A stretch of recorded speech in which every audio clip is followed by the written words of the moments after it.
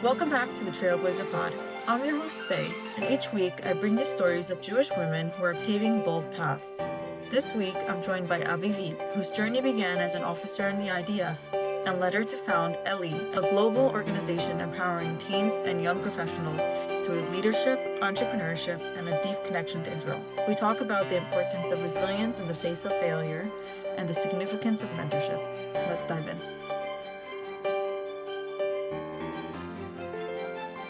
Avivit, welcome to the TrailBLAZER Pod. It's so great to have you. How are you? Thank you so much. I'm very good. I'm very happy to be here, and thank you for inviting me. Are you in Israel right now? Yes, I'm in Tel Aviv. Okay, we love to hear that. So before we get into the incredible things you're doing with young Jewish professionals and young adults with entrepreneurship and leadership, which personally I get so excited about, I want to ask you about you personally. Like, what were you like as a little girl? What was your early childhood like? Basically, if I need to describe myself as a little girl, I would say, the little girls with the dreamy eyes, that they live in the present, but they see the future and Wow. they want to achieve all their dreams, to follow their heart, to take everything the world has to offer. So that was me. Wow. Were your parents like that, or that was just something that you had yourself? So I believe it's a combination Okay, of the makes sense. personality. And also, I have to say that a lot of that is coming from the education that I got from my father. He always gave me motivation, always taught me to be, and still actually, to be number one in everything I do, or at least to try to. Yeah. And so, yeah. That's So I amazing. believe. What did your dad do? So he's a businessman. Okay. He's managing one of the biggest groups in Israel. He started actually from nothing and he built everything. Very talented. Wow. And yeah, there is a That's lot. a great role model to have. I agree. Yes. Yeah. So, how did Judaism play a role? I know you grew up in Israel, right? Right. So I can imagine, of course, there's that part, but for everyone's story is so different and it affects everyone so uniquely. So I'm curious what your experience was like. So in terms of like the family, we were doing the basic stuff, we do kiddush on Friday, light the candle. It's a tradition and we love to do that Yeah. to keep on our tradition and identity. And also from my mom's side, my grandfather was the head of a synagogue in Jerusalem. Wow. It's a Reform synagogue, and they are in a collaboration with a Jewish agency and the URJ. They are sending their teenagers to summer camps at the US. So I remember one day I was in a gas station with my father. We just put gas in the car and I got a phone call from my mom and she said, listen, I got an email from your grandma. There is summer camp opportunity in the US. Is it something you will be interested to do? I was like, why not? The US, something fun for the summer. Let's try. Yeah. And this is where it all began. And I got to know the Jewish American community, and they became close friends of mine, my second family, a big part of my identity. Yeah, I was gonna ask you because I read that experience with summer camp in America really impacted you. I'm curious, like, why was that so different for you than like just being in Israel? Yeah.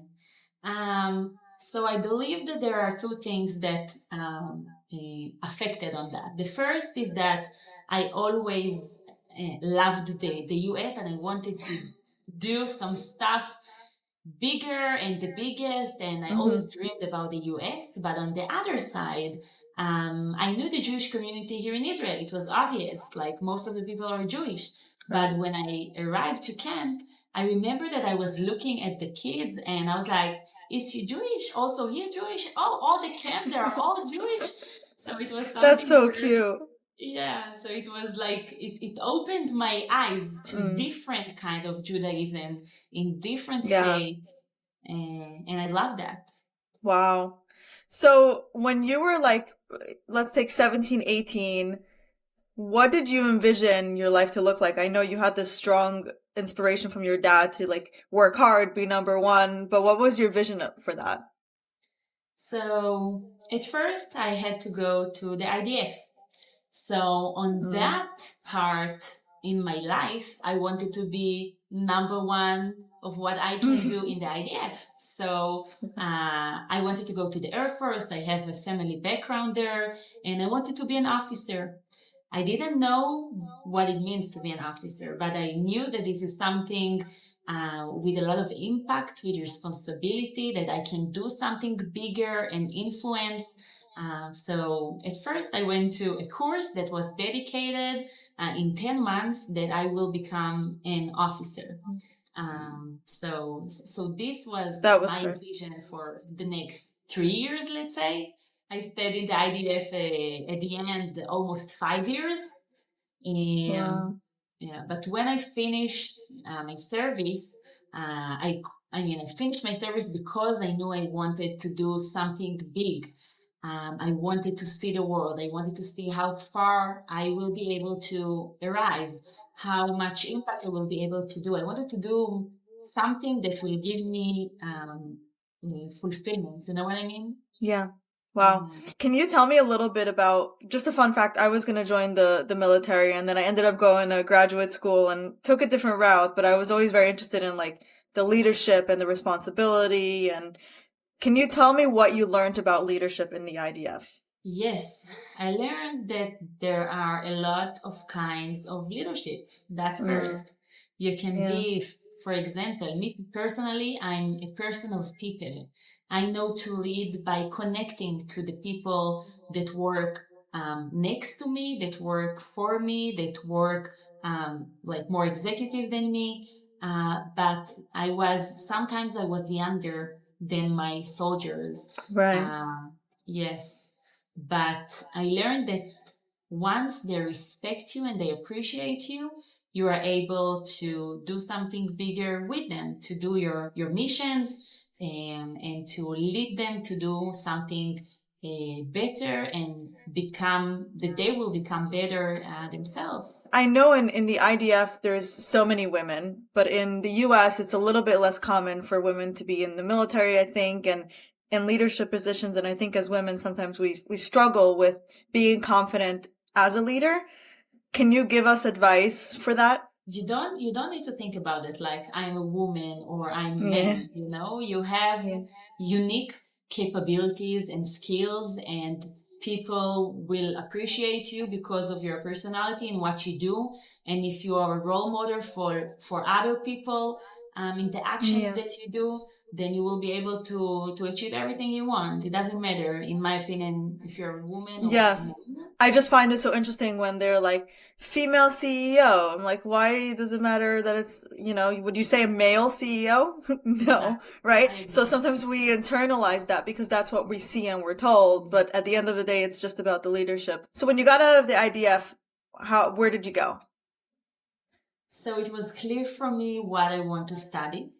And I wanted to study business administration. And again, I wanted to be in the best university in Israel, in the honors program. the top of everything that I can achieve. So I went to Reichman University, chose this university because it was important for me to do my degree, but not just to have a paper, but to be able to create my own network, to join some clubs, to have experience, to get everything I can in order to establish at the end my business, my organization, my venture.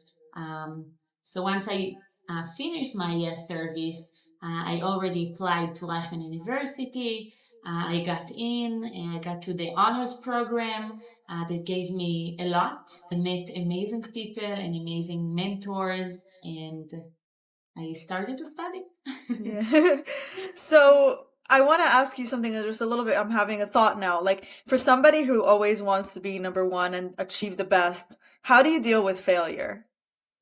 Yeah. I had a lot of failures during the way. Yeah? Okay. Yes. Also in the army, also during my studies, I believe that the secret is to be sad for one day, It's okay to be sad, but now, what do you do now? Do you look at it as a challenge, as an opportunity for something bigger and better, or you want to stay sad and sink in your failure and do nothing? And from what I found out is that every time that I look at a situation that I can call failure or not what I expected, and I look at it as an opportunity, something even better comes out of it. Yeah. I like how you phrased, is it a failure or something unexpected? I think that's important because really what does failure mean? It's just a different outcome than you were hoping for, right? And I love that you said, like, give yourself a day, because I have that motto also. I give myself 24 hours, feel it, cry, be angry, whatever you need. And then after 24 hours, it's like, game on. What are we doing now? So I so relate to you on that. Yeah. That's important for young women to hear, because it goes to both, you need to feel your feelings, because otherwise you're just putting it away and it's going to come out later, but you also need to be able to put it away when you've digested it and be ready to move to a different step. So thank you for sharing that. Back to your journey, because that was a little pivot. When did you come up with the idea for Ellie, which stands for Entrepreneurship, Leadership in Israel, right? Yes. How did that come about? So actually, it came from unexpected situation, or you can call it failures, right? Oh, love it. A new venture or whatever you do always come from a personal pain. Yes. And during my studies, it was clear for me that once I finish my studies, I'm going to establish a business, an organization, a venture, a startup, something. During my studies, I already founded one company, and I was an intern in a venture capital, and I worked in a big high-tech corporate, and so on and so on. And what I wanted to do at the end of my studies, in the last year, do you know the ZEL program in Reichman University? Yes. So this is a program for people that want to establish startups. So it was clear for me, I'm going to get in, I'm going to establish my startup, and that's it. Even if I have a startup or not, I have the connections and everything I need, and I got everything. And it's 8 months of process, and I arrived to the last stage, and I was sure that I'm just gonna get in, but I was super nervous, and I was not that good in the last stage, and I didn't get in. And I didn't know what to do back then. I didn't know what to do. I worked in a startup, but I had a vision of one thing, and at the end, I don't have it. My friends, the next day, they're going to Zell. They're going to have a year that they're going to build something. And what about me? I'm working in the startup, but I want to create my own startup. Yeah. So that's so hard. It was very hard. It was. Yeah. And then after a few months in the startup, I had amazing time and great opportunities. And I was I was supposed to be a CEO of that startup as well. Yeah.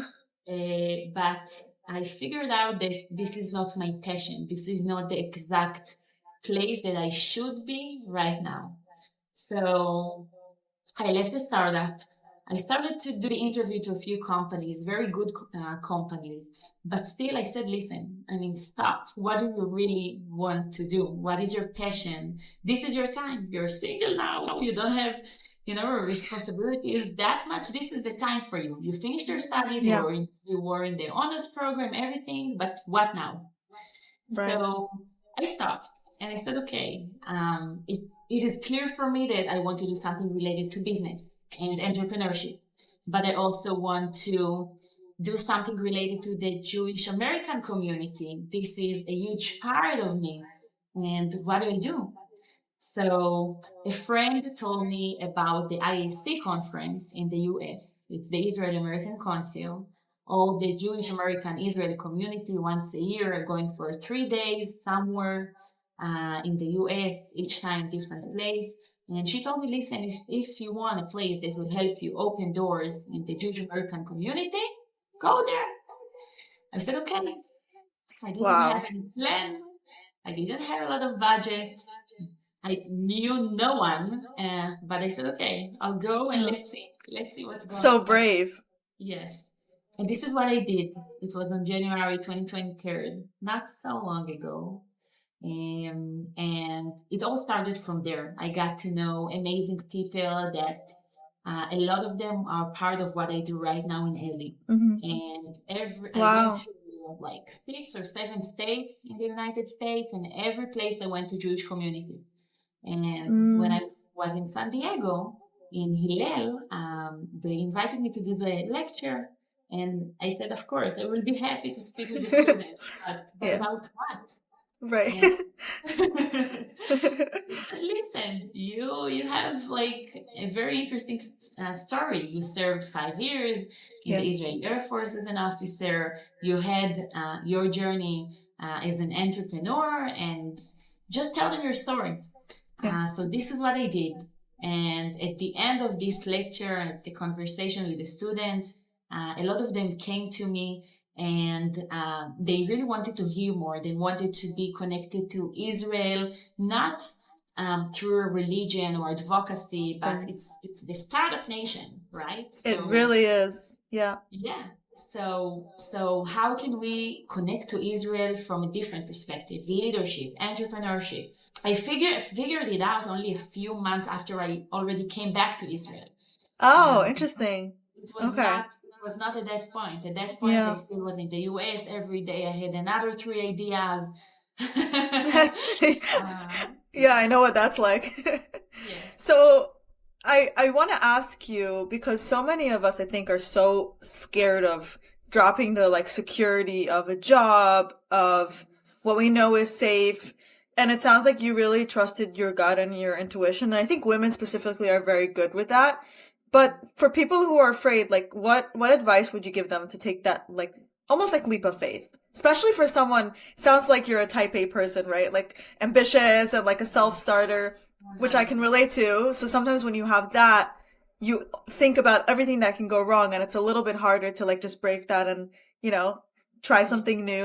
So what advice would you have? First of all, I think that you should have some sort of financial support, right? It can be your money or it can be parents that can help Right. you. But if you don't have both and you are in a survival mode, then Yeah. it will not work. So Right. you need to have stability kind of in that aspect. That's first. Okay. So if you need right now the money and you can't leave your job and to follow your dream for 6 months, let's say, without salary, then don't do it because Right. it's very risky. Yes. But let's say once you have it somehow, then you need to be very open with yourself and don't think about like what people are expecting from me, what is the right move. Start from the question of what is my passion? I mean, when I think about something, what makes me smile? What's interesting for me? What is the industry or the environment or the community I want to work with and to be in contact with? Start from there and you will figure out, if you listen to yourself, what is touching your heart and doing a little bit butterflies and what Yeah. is not interesting at all for Yeah. you. So Yeah. that's first. And second, try to find, in the startup and the entrepreneurship, we say go to market for business. So what is your go to market as a person to I achieve love what that. you want, right? Yeah, that's great advice. I think so many of us think we don't listen enough to know that we have passions, or sometimes we think our passions are silly, and it's because we're told, that's not a serious thing. But even you, like you knew you like entrepreneurship, you know you're passionate about this community, and then as you put yourself out there, you don't even need to know what it looks like fully. You just put yourself out there and you meet people, something comes out of that. Like I agree. it happens organically. So when you were talking about startups, so obviously Israel is startup nation, right? And as someone who works in a startup, I constantly read books from Israeli founders and co-founders because the way that they pivot is incredible. I think the way that talking about failure, right? They don't see it as failure. They just see it as problem solving. Like, this didn't work, so we're going to try something else. And so I want to ask you, coming from that experience, what do you think is misunderstood about entrepreneurship? I think that one of the secrets for Israel to be a startup nation is the flexibility, the mind that is very flexible. As you said before, we're doing a lot of pivots, right? Yeah. Also for me, when I opened Ellie, I founded it at the beginning for young professionals. And I figured out that it's very good, but it's very also exclusive, and it's not a lot of people every time. So if I want to continue to do what I love and do impact, and so I need to do a little bit pivot, right? I need to find, let's say, more revenue incomes, like revenue sources. So I return to your question, and I think that to be flexible and to adjust what you do to situations, to the reality, to be very open in terms of this is working for me, and this is not working, and not try to fight with that, to listen to that and to see how you can adjust yourself if you want to succeed. Yes. Because you will have to do it a lot of times. So many times. So many times. And I think a big part of it, and correct me if I'm wrong, I think is you have to let like the pride and ego to the side. Like this is not about you becoming successful, because then you get married to the idea that you had in the beginning. And if it's not working and you keep going at it, what are you doing, right? But so many of us are like, this is my baby. How can I change this? How can I? And that's, I think, number one of a startup is you have to be able to realize this ain't working. Gotta change it like that, right? Exactly. Yeah. There is the book of Uri Levin, the founder. My favorite book. Oh, yeah. My favorite. I have it up here. It's my favorite book. It's exactly about that. Exactly. It's about falling in love with the problem, yes, and not with the solution, because there can be a lot of solutions. Some of them will work, some of them will not work. But if you fall in love with the problem, then your chances to succeed are much higher. Yeah, I'm so happy you brought it up, because me and my colleagues always, we talk about the book, we take out quotes, and it's a favorite for sure. I love it too. Yeah. Yeah. So, what is the mission of Ellie? So, we're here to empower and to build the next generation of Jewish business leaders. I believe that especially these days, since a young age, already in high school, they're very ambitious, and they are intelligent, and they want to succeed, and they have the skills, but they need something that will help them to do that. And we want to do it for our Jewish young generations by connecting them to Israel, to the startup nation, to the Israeli startup ecosystem, and to give them everything they need to succeed with a connection to Israel. So we give them the network to the best key leaders in the Israeli startup ecosystem, entrepreneurs, executives, investors, experts, and they don't learn from teachers. They learn from real people that work in the industry, and they're not just working in the industry, they lead the industry. So they have the connections, they're getting the knowledge, they study in the program, and they're also building a startup during this year. Wow. That's so cool. It's amazing. Yes. It's amazing. What do you think is the importance of mentorship for young adults? You always need to have a mentor. Yeah, I agree. Because you are facing so many challenges and questions, and sometimes you don't have all the answers, and you need someone to get advice from. So I believe that every stage in your life, you can also in your entrepreneurial journey, you can find another mentor, someone that will fit to the stage that you are right now. Yeah. But it is very important. I completely align with you on that. What kind of impact have you seen Ellie have so far? And I'm sure it's huge. Yes. So let's start by saying that so far, people from more than 12 countries around the world Wow. participated in Ellie Wow. programs, It's which is amazing. it is amazing, and it makes me so happy. And we see, in the A Next Gen program, that it's the program for the high school. Oh, Um, every time that there is a meeting, a session with these students, they are all in and passionate wow. about it and want to ask. And, last year when we just finished the program, by the time that the Zoom were ended, Yeah. a student told to his teacher, when can I do this program again? That's the best compliment. I know. It's amazing. And it's their first hands-on experience. It's a very unique opportunity since a very young age to get involved Yeah. in a startup ecosystem with the best Yeah. leaders in Israel and all over the world, and to learn and to get a very important experience.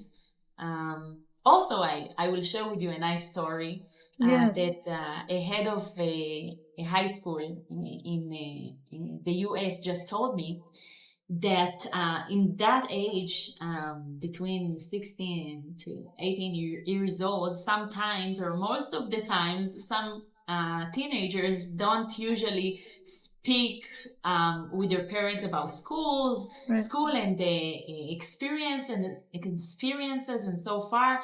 And he told me that one of the moms told him that this program, the Ellie program, made her son to come back home during the whole year and to speak so much with her about the Oh, program and the experiences, and he wanted to share. And his mom is in the business world, so he wow. also saw her as a mentor and wanted to learn from her. So That's so special. yes, Wow. very So you're special. having like an impact more than just, the students themselves. It's affecting like the family dynamics, which is so cool. Yes. What I love about it is that it ties back to what you were saying when you were thinking about which school, about not just having a paper. You're like, I want the hands-on experience. And it seems like full circle, you're kind of giving that back now to young students and young adults, which is so special. I didn't even think about that until you told Uh, me. Sometimes you need somebody else, you know? Yes, Yeah. thank you. Yeah, of course. Yes, yes. So, what is your mission or vision for Ellie in the next 5 years? Um, so the next 5 years, I believe and I really want that a lot or most of the Jewish high schools around the world will have Ellie as their program in school. Not just in the US, we also have some stuff that we're planning to many other countries, Oh, but all of them will get the same opportunities and the option to connect to Israel from a different way and to have a huge advantage also comparing to their um, friends from other high yeah, schools or in the neighborhood. And it will connect them even better to their Jewish identity and to Israel, which is very important in my idea, yeah, is that in a few, even less than 5 years, there is going to be, in my vision, and I believe this will happen, a big conference of a few days to wow, all the early next gen students of the high schools that will come somewhere in the world for a few wow. days to meet each other and to meet with other mentors and entrepreneurs, and it's That's going to be so amazing. exciting. I also wanted to say, I didn't speak a lot about it, but our young professionals community, they're also, they get connected with people from all over the world, and some of them now are working together, some of them have a venture Wow, together, some of them, our student from South America opened for a student, for a mentor, sorry, in the US, the market to South America. wow. So there are also a lot of very interesting connections over there. And I believe it will go and grow and Yeah. yes.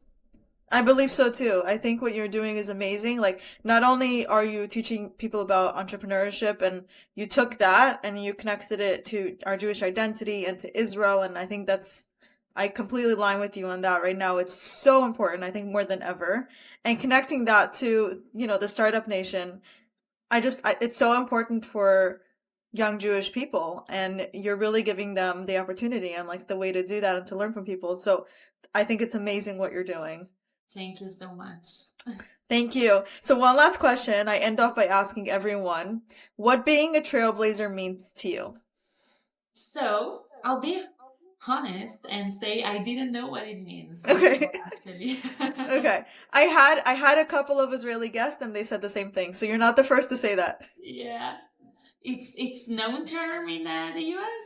In the US, yes. In English, it's a Okay. very common term. Yeah. But when I read about it, when I imagine Jewish women succeed Yeah. and lead, I imagine ourselves in a very beautiful suit, elegant heels, going from a meeting to meeting.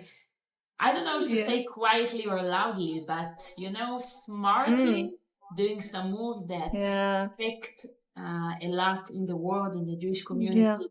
and having a good, positive impact. So sounds like you.